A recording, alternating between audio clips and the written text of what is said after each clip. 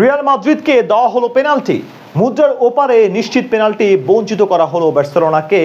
ধরাও হলো না কিলিয়ান এমবাপ্পের পরিষ্কার অফসাইড। তবে রেফারি সহায়তা নিয়েও শেষ রক্ষা হয়নি রিয়াল মাদ্রিদের। চিরপ্রতিদ্বন্দ্বীদের বিপক্ষে প্রথম হাফেই হজম করলো এক হালি গোল, দ্বিতীয় হাফে এক গোল শোধ করলেও শেষ পর্যন্ত মাদ্রিদের বিপক্ষে পূর্ণ 3 পয়েন্ট নিয়ে মাঠ ছাড়লো লামিন ইয়ামালের বার্সেলোনা। রিয়াল মাদ্রিদের বিপক্ষে বার্সেলোনার জয়ের গল্পটা জানবো রিপোর্টের বাকি অংশ থেকে। আচ্ছা, রিয়াল মাদ্রিদের নামকরণটা কি নতুন করে করা যায়? না করে আর উপায়টা কোথায়? রিয়াল মাদ্রিদকে পেলেই যে চলতি মৌসুমে হ্যান্সি ফ্লিকের ছেলেরা যা করছেন, বিশেষ করে লিওনেল মেসির উত্তরসূরি লামিন ইয়ামাল মাদ্রিদকে পেলেই যেন মেসির মতো করে করছেন ছেলে খেলা। একের পর এক এল ক্লাসিকোতে মাদ্রিদের জালে করছেন এক হালি করে গোল। তাই রিয়াল মাদ্রিদের নামটা নতুন করে নামকরণ করা যেতেই পারে হালি মাদ্রিদ বলে। কথাগুলো মজার ছলে বলা হলেও বাস্তবতাও আছে বেশ, কেননা মৌসুমে টানা 3 এল ক্লাসিকোতে বার্সেলোনার কাছে একের পর এক পরাজয় বরণ করছে রিয়াল মাদ্রিদ, তাও জেনে তেন হার নয়।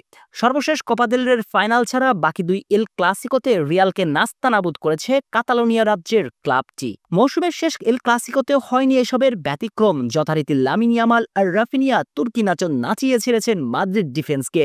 প্রথম হাফে রিয়ালের জালে করেছেন এক হালি গোল।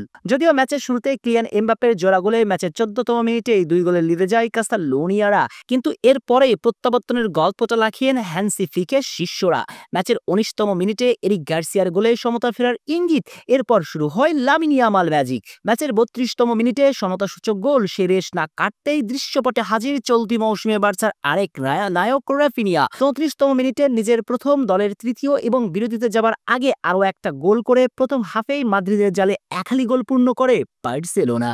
বিরতি থেকে ফিরে এসে কামব্যাকের গল্প লেখা দূরে থাক, উল্টো বার্সার কাছে পাত্তাই পায়নি অতিথিরা। সে সুযোগে রিয়ালের জালে আরও একটা গোল করেছিল বার্সা। যদিও সে গোল অফসাইডে বাতিল হয়, তবে ঠিকই স্বাগতিকরা কোণঠাসা করে রেখেছিল রিয়ালকে। বিশেষ করে সাম্বা তারকা ভিনিসিয়াস জুনিয়র ছিলেন শুধুই নিজের ছায়া হয়ে। নিজের চেদারুপ দেখাতে ব্যর্থ ভিনি উল্টো ম্যাচের 67তম মিনিটে অযাচিতভাবে মাটিতে লুটিয়ে পড়ে ফ্রিকিকের আপনারা জানান ভিনিসিয়াস যেন ফুটবল মাঠে নয়, অভিনয়ের মঞ্চে নেমেছেন মাদ্রিদ আইকনিক নাম্বার 7। তবে ম্যাচের ৭০তম মিনিটে স্ট্রাইকে আসেন কিলিয়ান এমবাপ্পে, তুলে নেন এল ক্লাসিকোতে নিজের প্রথম হ্যাটট্রিক। যদিও ৭৪তম মিনিটে হ্যাটট্রিক পেয়েই যেতে বসেছিল রাফিনিয়া, কিন্তু ভাগ্যের বেড়াজালে সে যাত্রাতে হ্যাটট্রিক বঞ্চিত হন বার্সা ক্যাপ্টেন। মিনিট খানিক পর কাউন্টার অ্যাটাকে উঠেছিল মাদ্রিদও, তবে বার্সার অপ্রতিরোধ ডিফেন্সের কাছে পরাস্ত লস ব্ল্যাঙ্কোস ফরওয়ার্ডরা।